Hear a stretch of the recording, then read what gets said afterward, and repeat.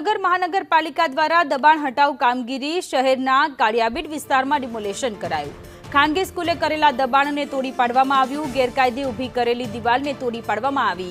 ખાનગી સ્કૂલે રોડ પર જ દિવાલ બનાવી દીધી હતી। મહાનગરપાલિકાના ધ્યાને આવતા ભાવનગર મનપા દ્વારા ડિમોલેશનની કાર્યવાહી શરૂ કરવામાં આવી છે। संवाददाता मयूर अपनी साथे फोन लाइन पर जोड़ायेला छे। मयूर, भावनगर में महानगरपालिका द्वारा डिमोलेशन करवामां आव्युं छे। काळियाबीड में एक शाळा द्वारा दबाण करवामां आव्युं हतुं। जी सोनल, चौक्कसथी वात करीए तो भावनगर मनपानी जे दबाण हटावनी जे टीम छे ते अचानक निंद्रा अवस्थामांथी सफाळी जागी छे અને સતત 2 દિવસથી ભાવનગર શહેરમાં થયેલા ગેરકાયદેસર દબાણ હટાવવાની કામગીરી છે તે કરી રહી છે। ત્યારે ભાવનગર શહેરના કાળિયાબીડ વિસ્તારમાં આવેલ જે ખાનગી સ્કૂલ છે તેને અડચણરૂપ જે દિવાલ બનાવી હતી તે દિવાલ છે તે તોડી પાડવામાં આવી છે।